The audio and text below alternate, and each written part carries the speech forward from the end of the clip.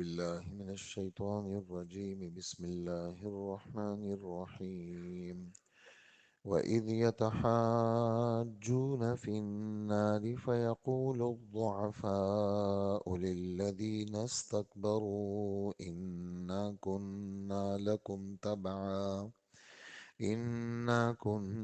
لكم تبعا فهل أنتم مغنون عنا نصيبا من النار قال الذين استكبروا إنا كل فيها إن الله قد حكم بين العباد وقال الذين في النار لخزنة جهنم ادعوا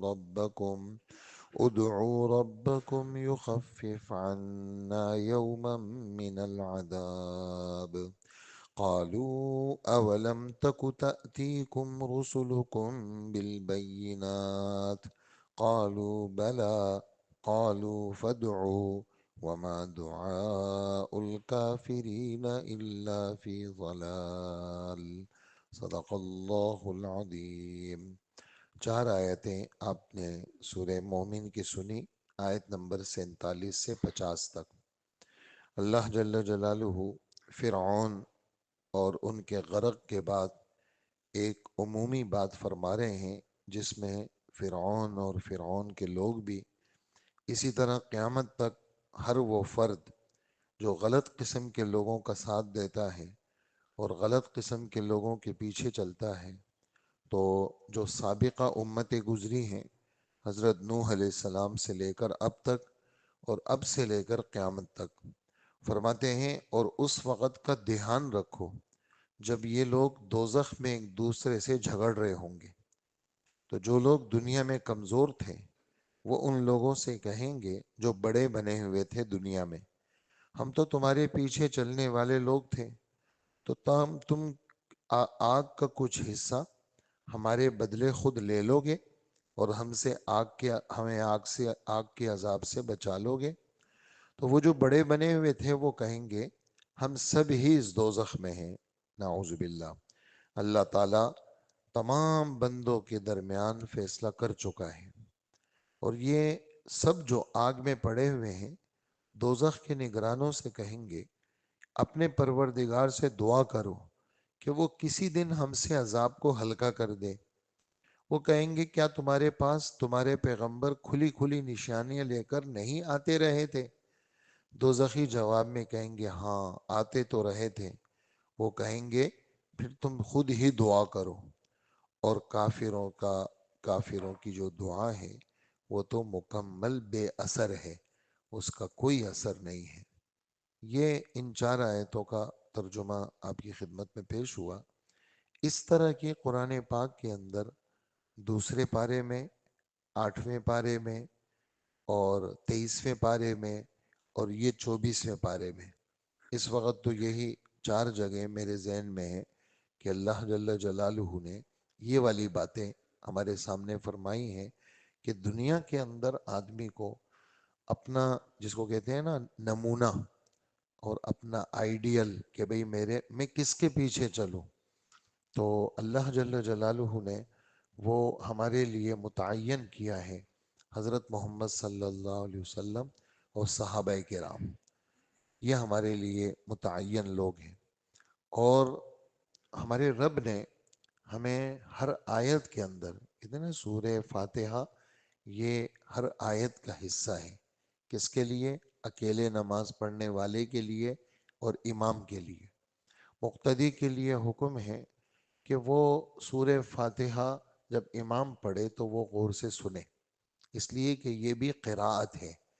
اور 9ویں پارے کی آیت ہے کہ وَإِذَا قُرِئَ الْقُرْآنُ فَاسْتَمِعُوا لَهُ وَأَنصِتُوا لَعَلَّكُمْ تُرْحَمُونَ، جب قرآن پڑھا جائے تو فاتحہ بھی قرآن ہی ہے، تو قرآن کو غور سے سنا کرو اور خاموش رہا کرو تاکہ تم پر رحم کیا جائے۔ اور جب امام آمین کہیں تو چونکہ تم بھی سننے میں شریک ہو تو تم بھی آمین کہا کرو۔ اور جب مقتدیوں کی، امام کی اور فرشتے بھی چونکہ ان محفلوں میں ہوتے ہیں، وہ آمین جب آپس میں اس کا وقت مل جاتا ہے تو اللہ سب کی بخشش کر دیتے ہیں۔ امام کی بھی بخشش ہو جاتی ہے، مقتدیوں کی بھی بخشش ہو جاتی ہے۔ وجہ اس کی ہے کہ فرشتے موجود ہیں، اور فرشتے اس قرات کے وقت میں، خاص کر فجر میں، ان قرآن الفجر کان مشہودا، یہ جو فجر کی نماز ہے اس وقت تو فرشتے 100% موجود ہوتے ہیں۔ اور فجر اور عصر یہ دو نمازیں ایسی ہیں جس میں رات اور دن کے فرشتے جمع ہوتے ہیں۔ اب گزشتہ رات جو کل عصر میں فرشتے آئے تھے وہ ابھی تک موجود ہیں، ابھی جائیں گے، اور ابھی جو دن میں ڈیوٹی دیں گے وہ ابھی آ گئے ہیں۔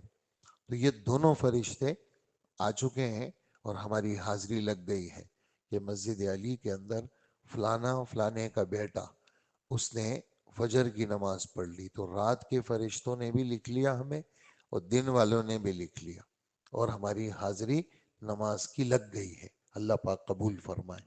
تو یہ مجلسوں میں فرشتے ہوتے ہیں، تو ان مجلسوں کے اندر وہ شریک ہوتے ہیں۔ تو ہم آپ جو فاتحہ پڑھتے ہیں، ہم آپ جو فاتحہ سنتے ہیں پڑھتے ہیں، اس میں ایک مرکزی دعا ہے، وہ کیا ہے؟ اہدنا الصراط المستقیم۔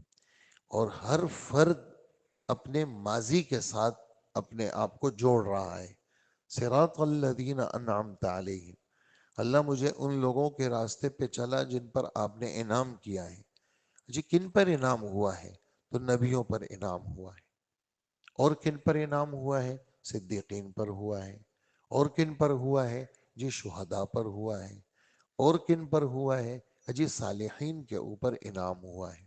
ایسے لوگوں، یعنی ہم میں سے ہر ایک اپنا بڑا کس کو بنا رہا ہے؟ نبیوں کو، صدیقین کو، شہداء کو، صالحین کو۔ اور ہر فرد کو ماضی کے ساتھ اللہ جوڑ رہے ہیں، اچھے لوگوں کے ساتھ۔ چونکہ یہ قرآن اور امت قیامت تک چلے گی، اس میں انقطاع نہیں ہے، یہ قیامت کے دن تک یہ امت ہے۔ تو اس امت کا آخری فرد بھی کس کے ساتھ جڑے گا؟ پہلے فرد کے ساتھ۔ وہ پہلا فرد کون ہے؟ وہ نبی ہے، وہ صدیقین ہے، وہ شہداء ہے، وہ صالحین ہے۔ تو اچھے لوگوں کی جماعت کے ساتھ، اچھے لوگوں کے ساتھ حکم ہے کہ ان کا ساتھ دو، ان کے ساتھ رہو، ان کے ساتھ محبت کرو۔ اور المرء مع من احبا، کل قیامت کے دن آدمی اسی کے ساتھ ہوگا جس کو اس نے دنیا میں نمونہ بنایا تھا، جس سے اس کا دل چاہتا تھا کہ میری ان سے محبت ہے، میری ان سے محبت ہے۔ المرء علی دین خلیلہ، ہمارے نبی فرماتے ہیں کہ کسی آدمی کو تم نے دیکھنا ہو اس کی سوچیں کیا ہے، تو کہا جس کے ساتھ وہ اٹھتا بیٹھتا ہے بس سمجھو یہی ہے ان کے۔ آدمی اپنے دوست کے دین پر ہوتا ہے۔ فَلْيَنْظُرْ أَحَدُكُمْ مَنْ يُخَالِلْ، تم میں سے ہر آدمی غور کرے میری دوستی کس کے ساتھ ہے، میرے دل کا میلان کہاں ہے۔ ہاں ایک آدمی بیٹھتا اچھے لوگوں میں ہے لیکن دل کہیں اور ہوتا ہے۔ تو اعتبار اندر کے میلان کا ہے، ظاہر کا نہیں ہے۔ بھی ظاہر جو ہے وہ آپ یہاں بیٹھ رہے ہیں لیکن آپ کے دل دماغ میں کوئی اور چھایا ہوا ہے۔ تو آپ کا بیٹھنا، آپ کا دل، آپ کے مکمل ہر چیز اس کی تابعداری کرے۔ تو جن لوگوں کا تعلق دوسرے لوگوں کے ساتھ ہے، کفار کے ساتھ ہے، غیروں کے ساتھ ہے، شکل بھی غیروں کی، طرز بھی غیروں کا، کاروبار بھی غیروں کا، رہائش بھی غیروں کی، لباس بھی غیروں کا، اور پوری چیز غیروں کی، تو پھر کیا ہے؟ گویا اس کو وہ پسند ہے، کیونکہ اس نے اپنے بدن میں ان کو جگہ دی ہے، اور اس نے اپنے کاروبار میں ان کو جگہ دی ہے، اور اس نے اپنے بچوں کی زندگی میں ان کو جگہ دی ہے جو اللہ کے ناپسندیدہ لوگ ہیں، اور یہ اپنے بچوں میں ان کی طرز زندگی کو پسند کرتا ہے، اور یہ اپنی کاروبار میں اور اپنے آپ کے اندر غیروں کو پسند کرتا ہے۔ تو پھر ایسے آدمی کا حشر بھی غیروں کے ساتھ ہوگا، اور جب ایسا ہوگا تو پھر اس کا انجام دنیا کے اندر تو چلو دارالاسباب ہے، دنیا میں جی عزت بھی مل گئی، لوگوں نے تعریفیں بھی کر لی، لیکن اصلی جو زندگی ہے وہ موت کے بعد شروع ہوتی ہے۔ اس کے بعد کل قیامت کے دن وہ یہ جھگڑے ہوں گے دوزخ کے اندر۔ یہ بڑے بڑے صدر اور بڑے بڑے وزیر اعظم اور بڑے بڑے قومی اسمبلی کے ممبر، صوبائی اسمبلی کے ممبر، بڑے بڑے سیٹ جن کے ماتحت جی ہماری فیکٹری میں 10,000 لوگ ہیں، ہم جی ہماری تو برانچیں ہیں پورے ملک کے اندر، ہمارے ماتحت 50,000 لوگ کام کرتے ہیں، اور جب آتے ہیں تو سب اٹینشن ہو جاتے ہیں، سب سلام کرتے ہیں، لیکن یہ بڑے بڑے لوگ کل قیامت کے دن الٹے لٹکے ہوئے ہوں گے۔ حضرت عبداللہ ابن عمر رضی اللہ عنہ فرماتے ہیں میں نے ایک دن اللہ سے دعا مانگی کہ اے اللہ، آپ نے اگر میرے ساتھ کیا معاملہ ہے آپ کا، تو مجھے اگر تھوڑا سا خواب میں آپ دکھا دیں کہ میں کیسا آدمی ہوں اور آپ کے دربار میں میں کیسا ہوں۔ یہ بخاری شریف میں ہے یہ قصہ۔ تو انہوں نے کہا میں نے خواب دیکھا، خواب دیکھا قیامت قائم ہو چکی ہے، اور مجھے ایک ہاتھ سے ایک فرشتے نے پکڑا، دوسرے ہاتھ سے دوسرے فرشتے نے پکڑا، وہ مجھے لے گئے۔ تو ایک فرشتہ ان کو کہہ رہے ہیں کہ بھی یہ اچھا آدمی ہے اور اس کو یہ تو دوزخی نہیں ہے۔ خیر یہ لوگ مجھے، اور میری گھبراہٹ کا ایک عجیب عالم ہے، تو مجھے دوزخ کے گڑھے کے پاس لے گئے۔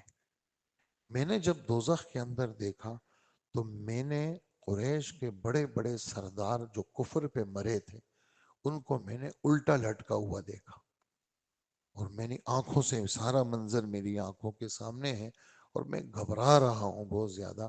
خیر وہ فرشتے یہ منظر دکھا کر کے، اور چونکہ دوسرے فرشتوں نے کہا کہ یہ اچھا آدمی ہے، تو مجھے دوسری طرف لے گئے، اور اسی گھبراہٹ میں میری آنکھ کھلی۔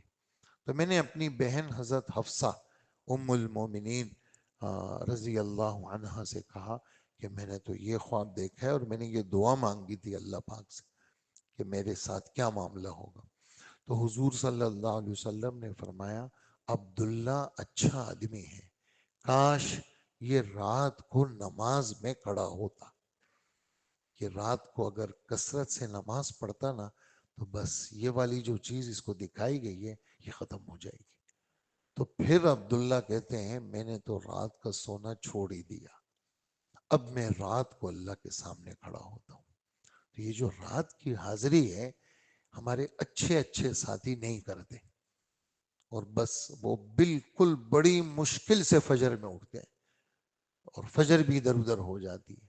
تو یہ جو رات کی حاضری ہے، ہم جتنے ساتھی یہاں بیٹھے ہیں ہم سب نیت کریں ہم رات کو اللہ کے سامنے کھڑے ہوں گے، اور یہ جو رات کی حاضری ہے یہ دوزخ کی آگ کو بجھاتی ہے، اور یہ جو رات کی حاضری ہے یہ بندے کو اللہ کے قریب کرتی ہے، اور یہ جو رات کی حاضری ہے، یہ جو ہم چھوٹے موٹے ادھر ادھر جھانک لیتے ہیں نا گناہوں میں، یہ رات کی حاضری ہمارے ان گناہوں سے روک دے گی۔ یہ میری باتیں نہیں ہیں، یہ حضور صلی اللہ علیہ وسلم کی باتیں ہیں۔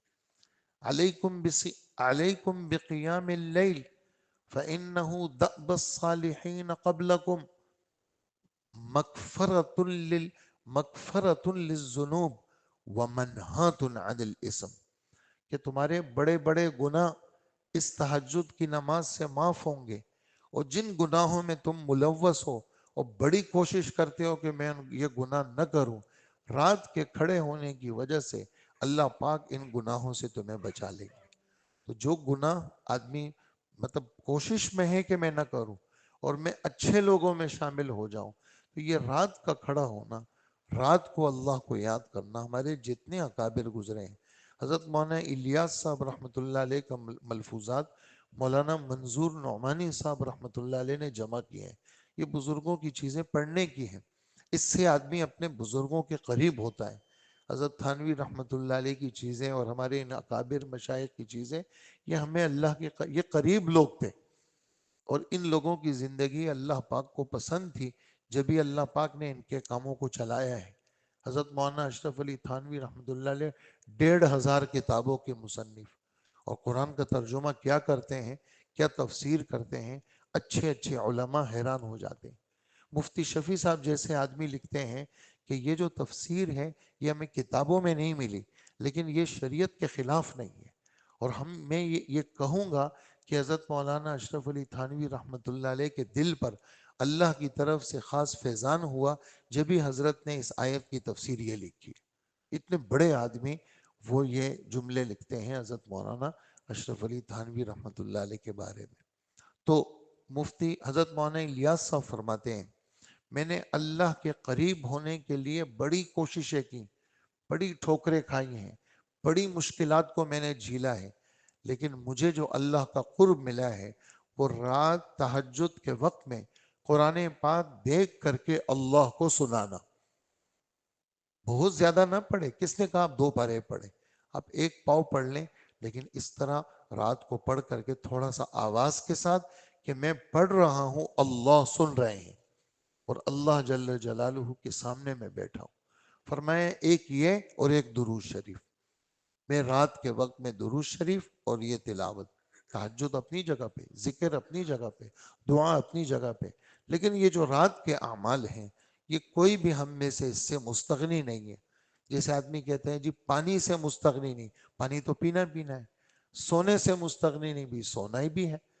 نہانے سے مستغنی نہیں، نہانا بھی ہے، کپڑے بھی بدلنے. ایسے ہی رات کا اٹھنا، رات کو اللہ کو یاد کرنا. ہم جتنے یہاں بیٹھے ہیں، جہاں جہاں میری آواز جا رہی ہے، ہم سب نیت کریں کہ ہم رات کو ضرور اٹھیں گے اور اللہ کے سامنے 2 4 6 رکعتیں ضرور پڑھیں گے اور اللہ کو رات کے وقت میں ضرور یاد کریں گے. یہ نیند قبر میں پوری ہوگی، یہ یہاں پوری نہیں ہوتی. آپ جتنی کروٹیں لیتے رہیں، جتنے گرم گرم کمبل اوڑھیں، جتنا آپ وہ کریں، آپ کہیں گے نیند پوری ہو جائے. کراچی میں نیند کس نے پوری کی ہے؟ یہ سارا سمندر کا علاقہ ہے، یہاں تو نیند پوری نہیں ہوتی. یہاں جتنا آپ سوئیں گے اتنا آپ کہیں گے اور سو. تو اس لیے یہ تو چھوڑنا پڑے گا، اٹھنا پڑے گا، بیدار ہونا پڑے گا، چستی لانی پڑے گی.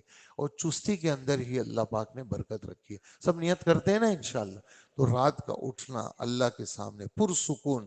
ان ناشئۃ اللیل ہی اشد وطئا واقوم قیلا. ہماری تو عادتیں خراب ہو گئی، ہم تو سوتے ہی 2 بجے ہیں اور اب جا کے لیٹ جائیں گے. کیوں؟ اتوار کا دن ہے. امیر صاحب کو ایک دن ایک نوجوان نے کہا امیر صاحب 18 گھنٹے سویا ہوں میں، تو یہ نیند کیسے آتی ہے؟ میں تو یہ حیران ہوں. 18 گھنٹے، 20 گھنٹے. میں جی 20 گھنٹے سوتا ہوں میں، 18 گھنٹے اتوار کے دن تو یار وہ تو اتوار کو ہمارا سونے کا دن. یہ کیا بات ہوئی؟ اور جو لوگ ہفتے کی نیند ایک دن میں پوری کرتے ہیں وہ اپنی صحت کو تباہ کرتے ہیں. ان کی صحت، یہ ہماری صحت ایسے ہی، ہم کھوکھلیں، ایک دن کے بخار کے سامنے ہم ٹک نہیں سکتے، تباہ ہو جاتے ہیں. وجہ ہماری شروع کی نیند نہیں ہے. رات شروع کی نیند وہ صحت کے لیے مفید ہے. یہ آخر کی نیند یہ تو جاگا جاتا ہے اور اللہ کے سامنے کھڑے ہونے کا وقت ہے. تو اس لیے ہم سب نیت کریں ہم اول پہر میں سوئیں گے اور آخر پہر میں اللہ کے سامنے کھڑے ہوں گے. اور پھر کراچی کا آپ دیکھیں موسم، آپ دور کہیں چلے جائیں، وہاں ان دنوں کے اندر کیسا حال ہے. آدمی صحیح پانی سے بھی نہ کلی کر سکتا ہے نہ ناک میں ڈال سکتا ہے، اتنا سخت ٹھنڈا موسم ہے. یہاں کتنا اچھا موسم ہے. پھر یہاں کے دن رات کا تناسب آپ دیکھیں کتنا، یعنی آپ کے 57 58 5:57 58 تک آپ کا تہجد کا وقت چل رہا ہے. کتنا اچھا وقت ہے یعنی کراچی کا، اور کتنے اچھے دن رات ہیں. ہاں، نہ دن کوئی بہت خطرناک نہ رات خطرناک، سب اعتدال ہے. موسم میں بھی اعتدال اور ہر چیز میں اعتدال. اس لیے ہم سب نیت کریں اللہ کے سامنے اٹھیں گے اور اچھے لوگوں کی پیروی کریں گے نا. علیکم بقیام اللیل، راتوں کو اٹھا کرو. کیوں؟ تم سے پہلے جتنے نیک لوگ گزرے ہیں سب راتوں کو اٹھتے تھے. تم تب نیک بنو گے جب راتوں کو اٹھو گے. اور اس سے بڑے گناہ اللہ معاف کرتے ہیں، اور ہر قسم کے گناہوں سے، چھوٹے گناہ تہجد سے معاف، اور بڑے گناہوں سے اللہ تہجد کی برکت سے روکیں گے. یہ ہمارے نبی کا فرمان. تو اچھے لوگوں کے ساتھ اگر جڑنا ہے تو جیسے اللہ کے رسول فرماتے ہیں کان عبد اللہ رجلا صالحا لو کان یکسر الصلاة باللیل. عبداللہ بڑا اچھا آدمی ہے، لیکن کاش یہ عبداللہ ابن عمر رات کو نماز اگر زیادہ پڑھے تو یہ جو کیفیت اس نے دیکھی ہے یہ اللہ کیا کر دیں گے؟ ختم کر دیں گے. تو عبداللہ پھر رات کو نہیں سوتے تھے، پھر رات کو وہ عبادت میں لگے رہتے تھے، اور اپنی زندگی سب سے زیادہ حضور کی سنتوں کی پیروی کرنے والے وہ عبداللہ ابن عمر ہیں. اس قصے سے آپ اندازہ لگائیں. امام بخاری نے ایک لمبا قصہ لکھا ہے حضور کے مکہ مدینہ کے سفر کا، انہوں نے بیان کیا. یہ اپنے شاگرد نافع کے ساتھ سفر میں ہیں، ایک دن جا کے ویسے ہی بیٹھ گئے پیشاب کے لیے اور پھر واپس آ گئے. اور پھر اپنے شاگرد کو کہا، شاگرد کو نہیں کہتے تو ہمیں کیا پتہ چلتا، کہنے لگا میں ویسی بیٹھا تھا، مجھے پیشاب نہیں آ رہا تھا، لیکن چونکہ میں حضور کے ساتھ تھا، حضور اس جگہ پہ پیشاب کے لیے بیٹھے تھے، تو میں صرف ان کی نقل میں جا کے بیٹھا۔ آپ اندازہ لگائیں اس بات سے۔ اور اللہ کے رسول نے فلانی جگہ نماز پڑھی تھی، بس میں نے بھی وہاں 2 رکعت پڑھ لی، کیونکہ میں حضور کے ساتھ تھا، حضور نے یہاں نماز پڑھی تھی تو اس لیے میں نے یہاں 2 رکعت پڑھ لی، تاکہ میں اس چیز میں بھی اللہ کے رسول کی نقل کروں۔ بھئی جیسے حضور کرتے تھے ہم تو بس ایسے ہی کریں گے۔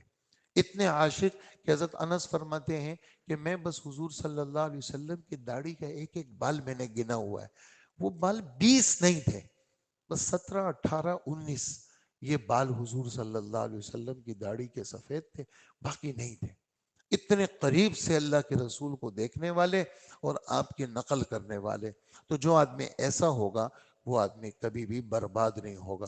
اور جنہوں نے اپنے دوست، اپنے آئیڈیل، اپنے لیے نمونہ غیروں کو بنایا ہوگا، وہ چاہے کتنا بڑا آدمی ہو، وہ قیامت کے دن لڑیں گے۔ دیکھ لیا آپ نے، یہاں پر بھی ذکر ہے، دوسرے پارے میں بھی ذکر ہے، اور 8ویں پارے میں بھی ذکر ہے، 23ویں پارے میں بھی ذکر ہے۔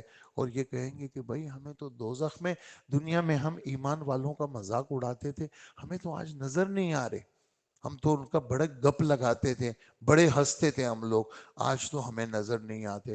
اور ایک دوسرے کو گالیاں دینا، ایک دوسرے کو مارنا، ایک دوسرے کو برا بلا کہنا، یہ ہمارے رب فرماتے ہیں۔